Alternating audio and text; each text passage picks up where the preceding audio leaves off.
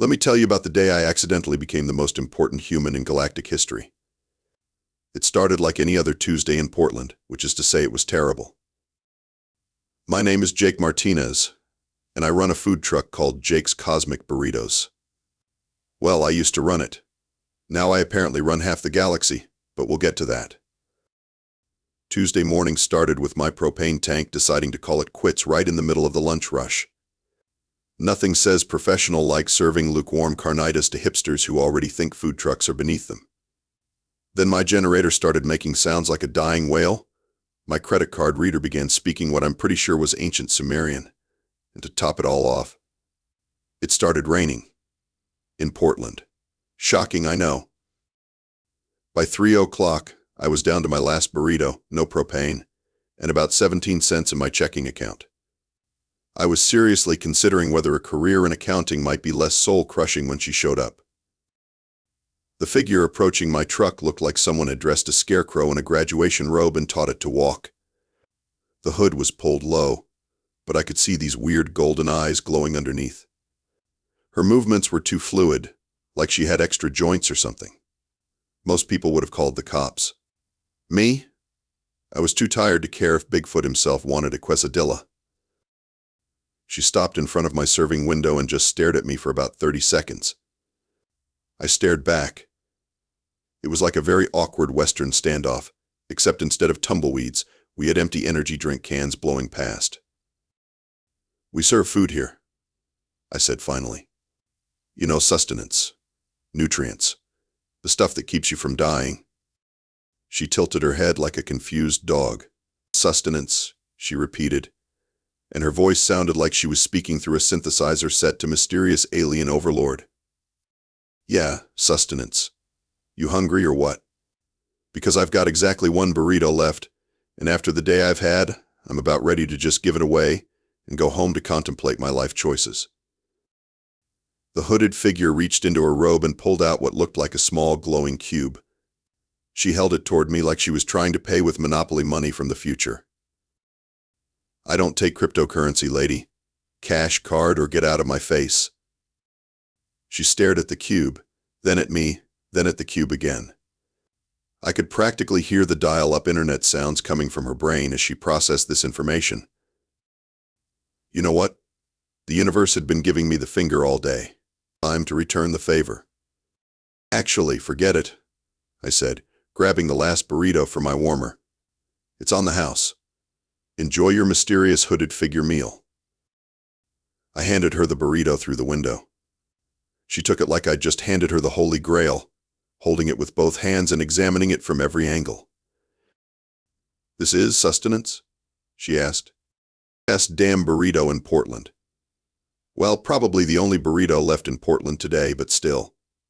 Carnitas, black beans, rice, cheese, salsa, guac, the works. She unwrapped it slowly, like she was defusing a bomb.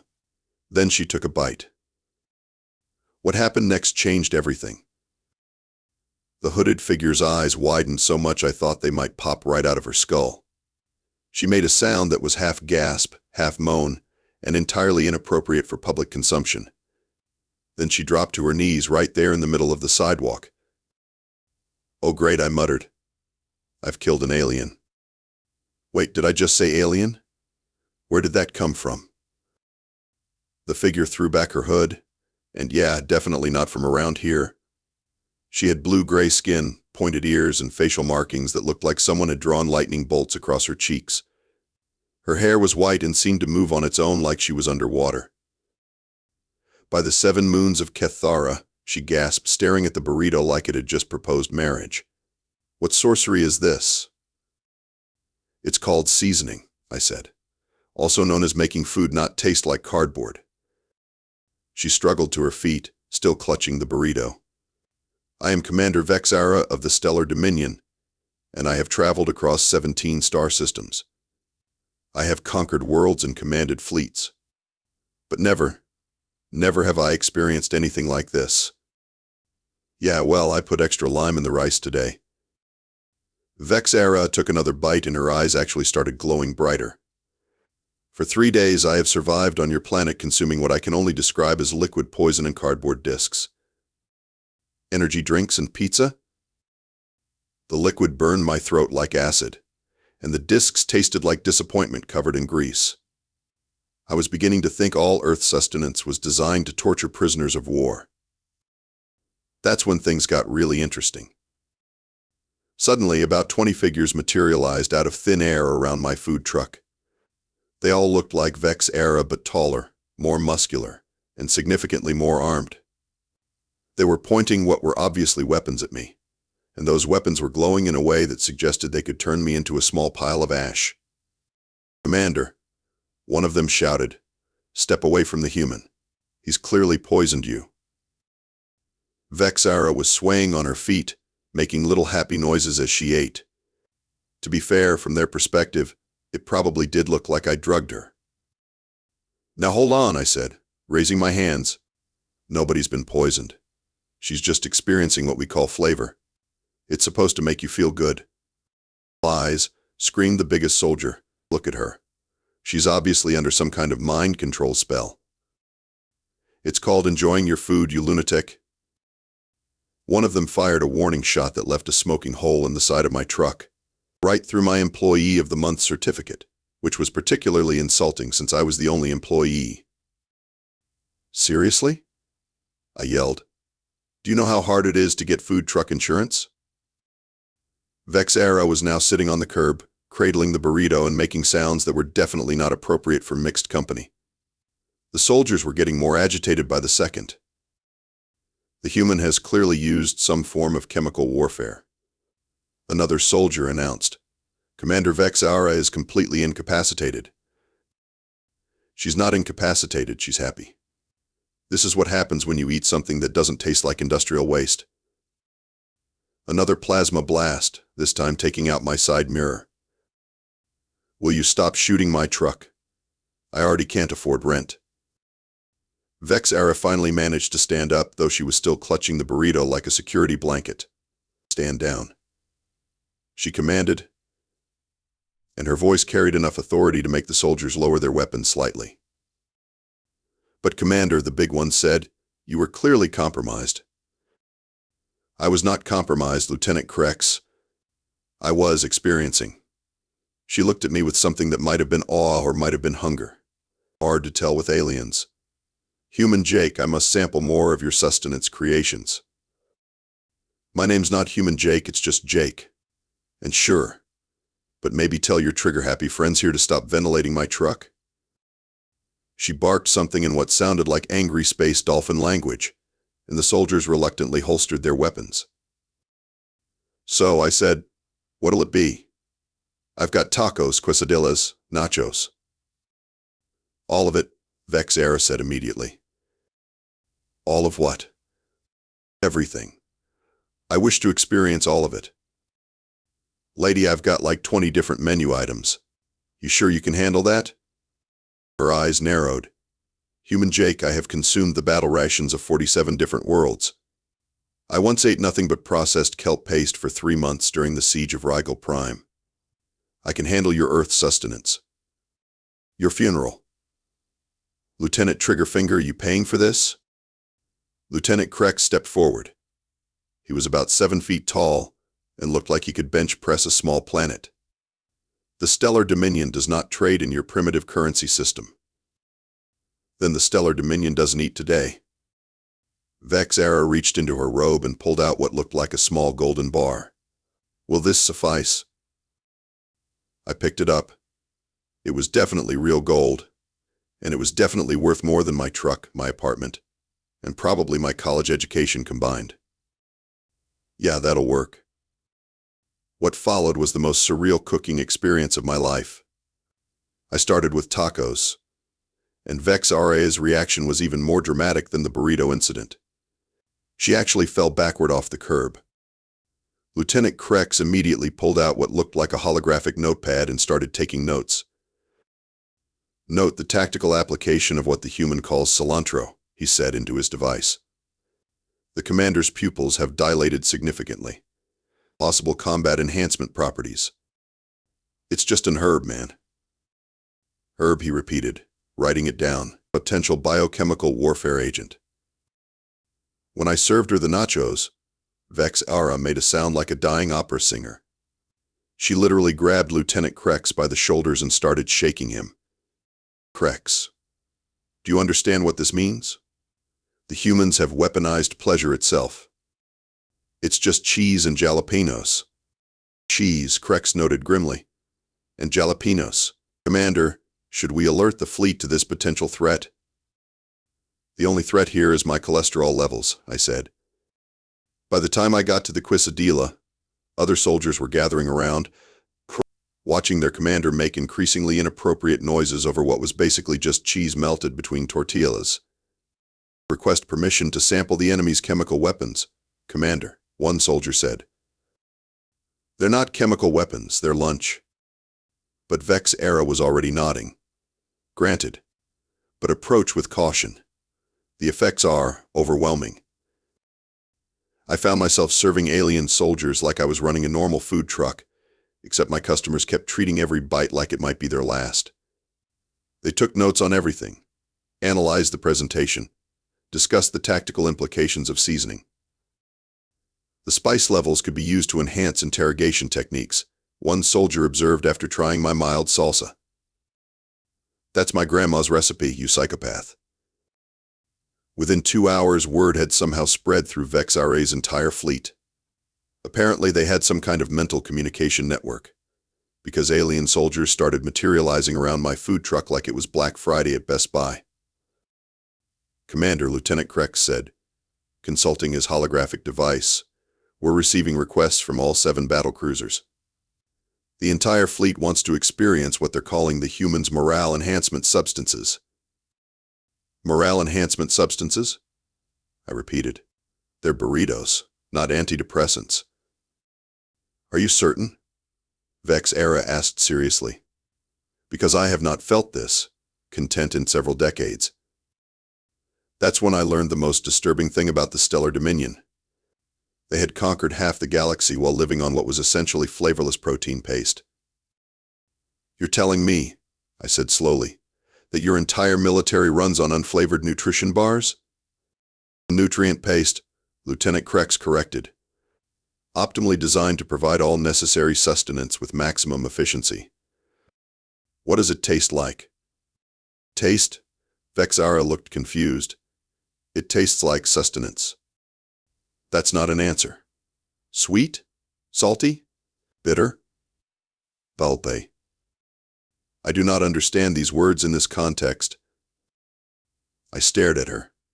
You guys have been conquering the galaxy and you don't know what flavor is?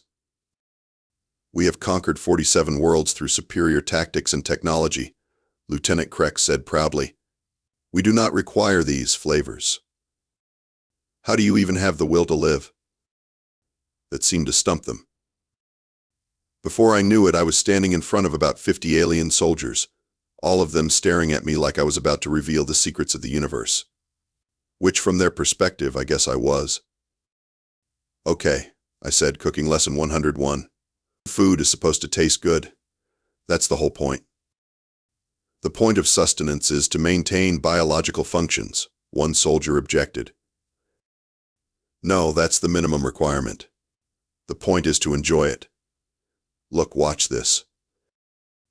I grabbed some chicken and started seasoning it with garlic, cumin, paprika, and chili powder. The soldiers leaned in like I was performing surgery. Note the human's application of multiple chemical enhancement agents, Lieutenant Krex whispered into his device. They're spices. They make things taste better. Better how? Vex Ara asked. How do you explain flavor to beings who've never experienced it? It's like trying to explain color to someone who's been blind their whole life. Okay, try this, I said, handing her a piece of seasoned chicken. Then try this. I gave her a piece of plain chicken. She bit into the seasoned one first and immediately made that inappropriate sound again. Then she tried the plain chicken and her face scrunched up in disgust. The second one tastes like sadness, she announced. Exactly. That's what you've been eating your whole life. Sadness. Mick. A murmur went through the crowd of soldiers. They were looking at each other like they'd just realized they'd been living in a black and white movie their entire lives.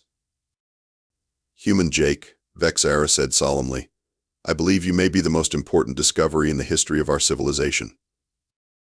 I just put some cumin on a chicken breast. Yes, she nodded. Exactly. Within a week, my food truck had become the unofficial embassy of Earth. Alien soldiers were lining up around the block every morning, treating my breakfast burritos like religious artifacts. Lieutenant Krex had appointed himself as my official liaison and had started what he called the Culinary Combat Academy. He took notes on everything I did, from how I diced onions to the proper technique for flipping a quesadilla. The human employs a wrist rotation technique that appears to defy the laws of physics, he reported to his superiors. The tortilla achieves perfect aerial rotation before landing precisely where intended. It's just practice, Krex. Practice, he repeated, writing it down. The human claims that skill development through repetition is key to mastering these techniques. The weirdest part was watching hardened alien warriors get emotional over basic food. I served Colonel Thex in a simple grilled cheese sandwich, and she actually started crying. Commander, she said to Vexara, how have we lived without this? How have we conquered worlds while denying ourselves such pleasures? I have been asking myself the same question, Vexara replied. That's when things got really out of hand. Apparently, news of Earth's flavor technology had spread to other alien civilizations. The Dominion's enemies started sending diplomatic envoys just to try human food. I had representatives from something called the Crystalline Hegemony, the Void Walkers, and the Mechanized Collective all waiting in line for my famous fish tacos. This is unprecedented, Vexara told me. The Hegemony has been at war with the Dominion for 3 centuries. Now they're requesting a ceasefire just to sample your nachos supreme. Are you telling me I'm ending galactic wars with cheese and jalapenos? Essentially, yes. The really crazy part was watching enemy soldiers sit down at the same picnic tables, sharing meals and actually talking to each other instead of shooting. Apparently, it's hard to maintain centuries-old grudges when you're both experiencing the joy of properly seasoned food for the first time. The Void Walkers have offered to share their cloaking technology in exchange for your guacamole recipe, Lieutenant Krex reported. My guac recipe? It's just avocados, lime, salt, and garlic. Salt, he repeated reverently. The humans have weaponized crystallized minerals. It's table salt. You can buy it at any grocery store. But he was already writing it down like it was classified military intelligence. The breaking point came when Admiral Zor X of the Mechanized Collective, a cyborg who had presumably replaced most of his biological parts with machinery, tried my spicy chicken burrito and immediately declared that his people's 1,000-year campaign of galactic domination was inefficient compared to the pursuit of optimal flavor experiences. Vexara found me that evening as I was cleaning my grill. Jake, she said, I need to tell you something. The Stellar Dominion's High Command has officially suspended all military operations. What? Why? Because our soldiers keep requesting transfers to Earth. We have entire battle cruisers sitting empty, because everyone wants to attend your cooking classes. That's probably not good for galactic stability. Oh, it gets worse. 3 of our colony worlds have declared independence specifically so they can establish trade relationships with Earth for spices and seasonings. I stopped scrubbing and looked at her. So you're telling me that offering you 1 free burrito has accidentally dismantled your entire military empire? More or less, yes. Huh. Well, that's a first. 6 months later, I was standing in what used to be the bridge of a Stellar Dominion battlecruiser, watching alien engineers convert weapons systems into industrial-grade food processors. The ship's war room had been turned into a test kitchen, and the detention cells were now walk-in refrigerators. The final conversion should be complete within the week, Vexara reported. She was wearing what looked like a space-age chef's apron instead of her military uniform. Once operational, this vessel will be capable of delivering fresh meals to any point in the galaxy within 72 standard hours. So let me get this straight, I said. The most feared military force in the galaxy is now a food delivery service? The most efficient food delivery service in the galaxy, she corrected proudly. We've retained all our logistical capabilities and technological advantages. We're just applying them to a different objective now. And that objective is getting my burritos to distant planets, among other things. The crystalline hegemony has placed a standing order for 10,000 units of what they call the blessed cheese substances. The Void Walkers want us to establish a permanent taco station on their home world. And the mechanized collective is actually paying us to teach their people how to retrofit their digestive systems to properly experience flavor. I shook my head. This is insane. I'm a food truck owner from Portland. I should be worried about health inspectors and parking tickets, not managing an intergalactic restaurant chain. Yet here you are, the most powerful human in galactic history. I'm not powerful. I just know how to make food not taste like cardboard. Jake, Vexara said seriously, you ended 1,000 years of galactic warfare with a burrito. If that's not power, I don't know what is. She had a point. Lieutenant Krex approached with his eternal holographic notepad.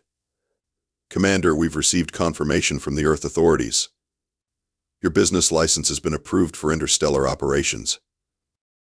My business license? Apparently, operating a food service across multiple star systems requires additional permits, Vexara explained. Earth bureaucracy is remarkably complex. Tell me about it. Did you know I still have to pay quarterly taxes even though I'm technically operating in international space? The human regulatory system is fascinating, Krex noted. They have created more rules for food service than we had for planetary conquest. Yeah, well, try explaining that to a health inspector. Last week, one of them tried to cite me for having aliens in my kitchen without hairnets. I walked over to the main viewport and looked out at Earth. From up here, you couldn't see the food trucks that were now stationed on every continent, serving as Earth's ambassadors to the various alien civilizations that kept showing up. You couldn't see the cooking schools that had been established to train alien chefs. You couldn't see the interstellar spice trade routes that were making certain Earth farmers ridiculously wealthy.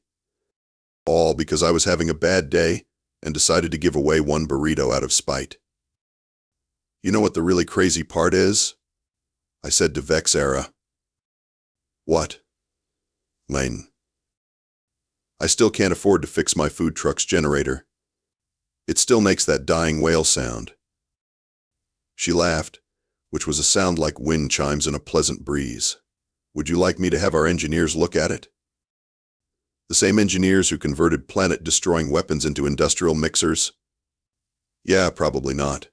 Knowing my luck, they'd accidentally turn it into a black hole generator or something. Actually, that's theoretically possible with the right modifications.